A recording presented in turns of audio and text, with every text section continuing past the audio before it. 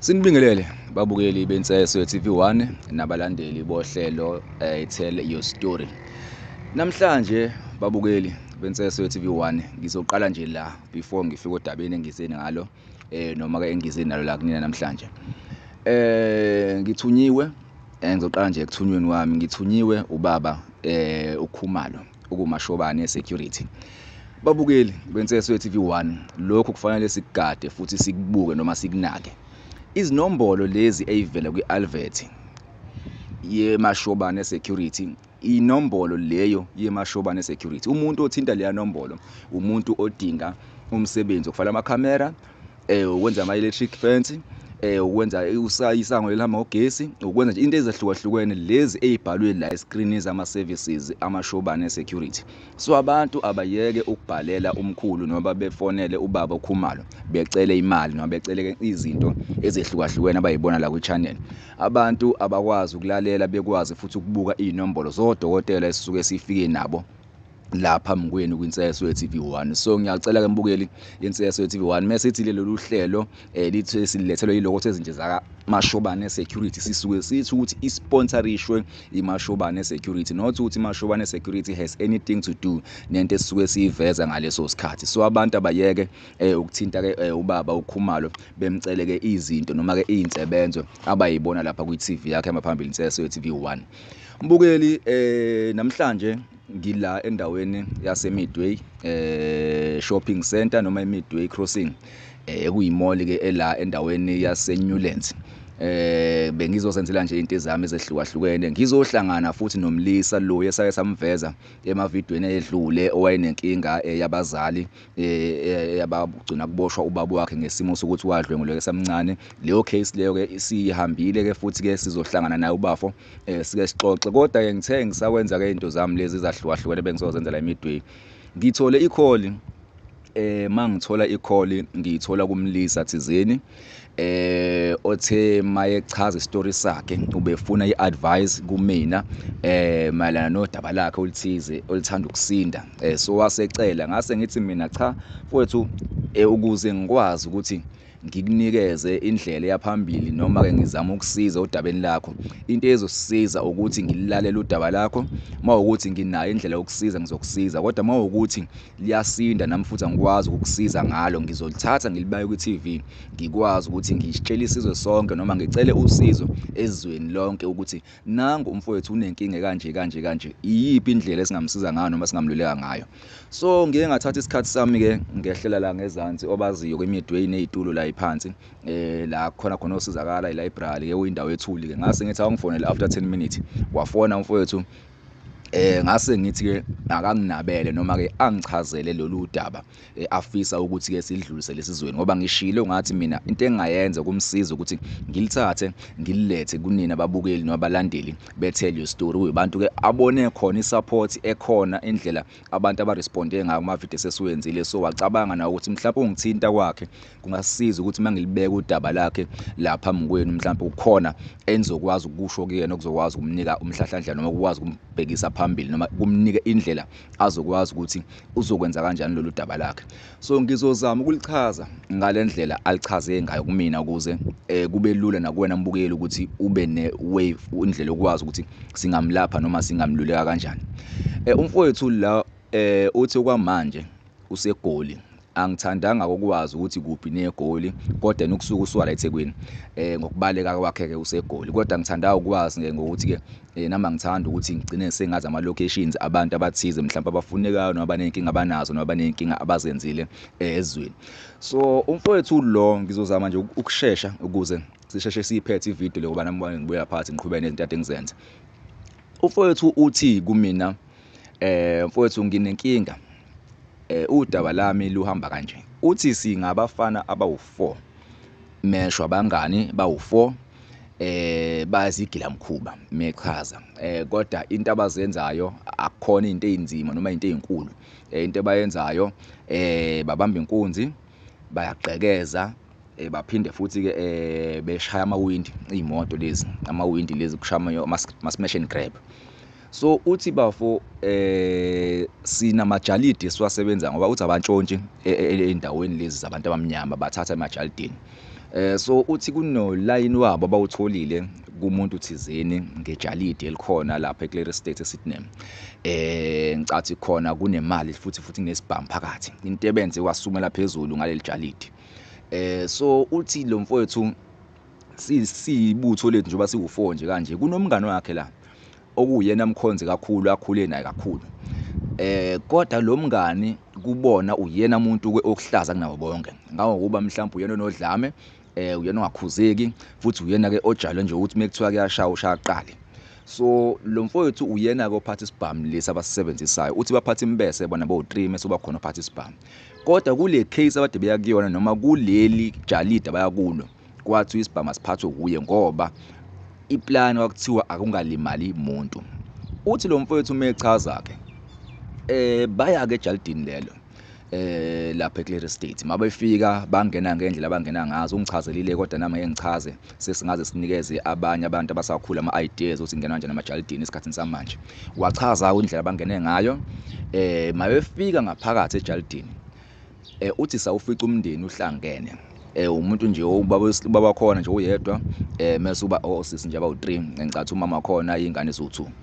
Uthi ke mesifika khona siba secure ngoba phela babengasilinde ukuthi sofika sikwazi ukuthi sibanqobe baboshwayo ngendlela ababoshwa ngayo. Uthi ke kahle inhloso yokufika la ubaba ngathi into security or something lama private security bani. So bayazi ukuthi isibhamu sikhona endlini nemali futhi ikhona. So bemthathe ke lo baba lo ethathwa ubani umfana lo kuyena ekuthiwa uyena osiqhwaka kubona bonke. Emthathe eyobamzama ukumvulisa icase ilokhunyana isafe phezulu. Uthi thina sagada laba basihleli la phansi sisacosha futhi nezinto esikwazi ukuyicosha ngoba phela bayaqhekeza ngithi. So ngisho ama TV bawaqaqa in yonke into enjalo. Uthi khona kusanjalo kuleso sixukwanyana leso kwaqhamuka umsindo thize oqhamuka erumini phezulu leli kuyila ekiswe khona umlisa lo. Maye kuthiwa ayobheka lo ngoba phela yena ophethe isibhamu ngithi kuthiwa akayobheka phezulu kwenzakalani. Uthi mangifika bhuti umfowethu lo usephethe induku yegalofu. Ushaya umlisa lo okuyena esizeni ngaye la ekhaya. Okuyena ofanele evule safe akayikhiphi isafe futhi kuphi. So ekhuzeka phela ngoba umngane wakhe. Uthi mayekhuza hayi lo muntu engezwe ethi lo muntu ushuthi kahlahle angeke ngizwe. Ethi ngithi ngiyamthusa ngokuthi uthi udubulisa isibhamu mhlambe ushaya eceleni noma ushaya kuphi just ukuthi ethole attention yakhe. Kanti uzoshaya yena ngqo lo muntu isibhamu. Akajwayela ngithi ukuthi ukusiphatha uthi bhuti mina isibhamu ngijwayela ukusiphatha sihlezi siphathwe lo ngale. Namhlanje wathiwa siphathwe yimina. So ukuqhuma kwaso uthi kwayena samthusa wasiwisa ngendlela nakathiwa ngayo. Wangambheka umfowabo lo wangale ukuthi ulimele noma akalimele na. So ukuthiwa kwakhe nalabo basezantsi ukumemeza kwabo nokuthiwa kwababa lo oshawayo kwamenza waphuma egijima esicabheni. Nalabo basezantsi uthi nabo bayathuka babaleka ngoba abazi uthi into afika ayizwa sebengaphandle ukuthi laba bathi lwaba mhlawumbe usedubulile. So wangayisho indaba uthi angishongo bhuti ukuthi yimina engaqhumisa isibhamu lapha. Akazi futhi ukuthi ngasiqhumisa kwalimala bani. Uthi mina ngadubula nje kuphela. So laba basezantsi bazi ukuthi ubaba kusho ukuthi loyana overpower umfowethu loya waqhumisa isibhamu. Lo wayishiya kanjalo indaba ngoba akafuni abazi ukuthi laba ibona uyena wathusa abantu lapha endlini. So uthi baphunywe kanjalo ke bebaleke ke. Ngicathi mowazi iSydney noma mama indawo lezi ezama estate noma la kunamaphepha khona aphumayo. Uthi ngafika endlini ngafike ngapheka impahla zami. Mangipheka impahla zami akahlala ngisho ukuhlala ukulinda ukuthi kwenzakalani. Wapheka impahla zakhe wayeziphuma wayegoli. Mesho nje ukuthi aqala eGoli ngazi ukuthi waqala kuphi wasesuka lapho asaye eGoli. La kwangena khona icall after insukwana. Uthi bhuti icall yangena bathi abafowethu ulokhunjane lapha yana akasindanga wadutshulwa indiya leli ababolibamba. Ibhalwe kanjalo nje ilokhunjane lapha kwatholakala isibhamu lesasiphansi nani. So ngithi mina ke mfowethu udaba lakho ngiyaluzwa. Futhi lifamily elijwayelekile isikhathi eziningi into ejwayele ukwenzeka le. Why wena ke usucela usizo manje? Yini into oyidingayo kumina noma kubabukeli noma kubantu ozokwazi ukuthi bekusize ekutheni sikubonise uyini ufuna ukubonisa okuyona?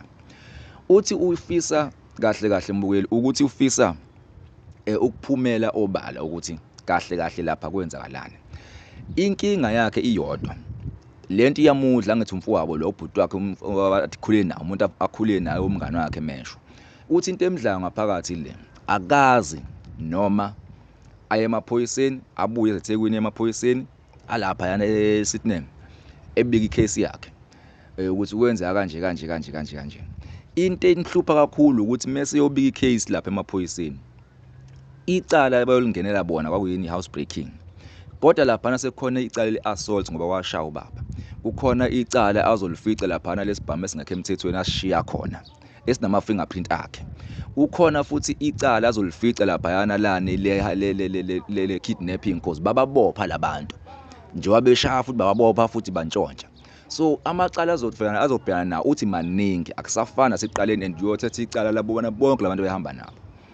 Uthi-ke kodwa ukubuyela emuva kuyotshela umndeni wakhe lo mfowethu ukuthi cha laphana bafowethu kwenzeka kanje kanje kanje ukuze naye inhliziyo yakhe ikhululeke. Uthi inkinga angeke be-understand bonke, kukhona abangani lo mfowethu ayehamba nabo eceleni engebona babo. So usesabela impilo yakhe-ke lapho uthi ngingangavele ngiboshwe kodwa ngingabulawa abafowethu laba abajwayelene nalensizwa le ngoba ekugcineni angeke be-understand bonke.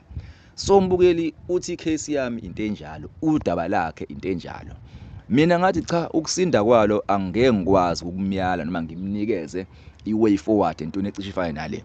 Kodwa engingakwenza mina ngingathatha isikhathi sami ngihlale phansi la ngikhona, ngizama ukuyixoxela isizwe ngizwe ukuthi umbukeli ekhaya udaba olunje la mfowethu Anonymous ebengalimisa kanjani, yini angayenza. It's either uyayibeka lapha emaphoyiseni ethale wonke lamacala akhona lawa amile, noma ubuyele emndenini uyozama ukubhekana nabantu bangakubo akhule nabo ukuthi eba-understandise ukuthi uyena owadubula, engadubuli ngenhloso yokubulala kodwa wayemthusa.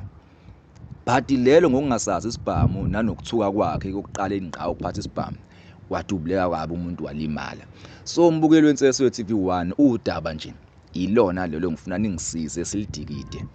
Uthena kube kuya ngaye ngabe sihleli phansi sobabili nikwazi ukuyizwela kuyena udaba. Inkinga ukude nje obesegoli nje, and nami ngamtshela ukuthi angeke ngikwazi ukusuka ngize edabeni lakho ngisuke la ngiyegoli ngoba kwayimina angifisi ukwazi ukuthi ukuphi egoli, ngesimo sokuthi nami angifuni ukuthi mase belizwa abantu udaba ngoba lizoba afamily emehlweni emadlebeni abo belazi cha lolu daba ngiyalazi mina, bazodinga ukuthi manje bazi ukuthi ukuphi ke lo muntu. Mina mengazi ukuthi ukuphi nami ngisenkingeni. So ingakho ngithi angifuni ukungena ekutheni ukuphi le ndawo futhi angifuni ihlangane silixoxe. Kunalokho mina ngalidlulisa kanje njengoba ngilidlulisa ezumyalezo ukuthi nalo udaba kusacela simbheke noma simsize lo muntu. Uyozibonela yena kuma comment ukuthi abalandeli beNtsesi we-TV1 noma ababukeli bohlelo iTell Your Story bathini ngalolu daba, bengamsiza ngani noma bengambonisa kanjani ukuthi lolu daba lakhe ligcine ekwazi nawo ukuthi kube nesiphetho noma ekwazi ukuthi inhliziyo yakhe nayo igcina ixola ukuthi ethathe isinqumo esiright esifanele, ilesi sokuthi yaboshwa emele wonke amacala abhekene nawo,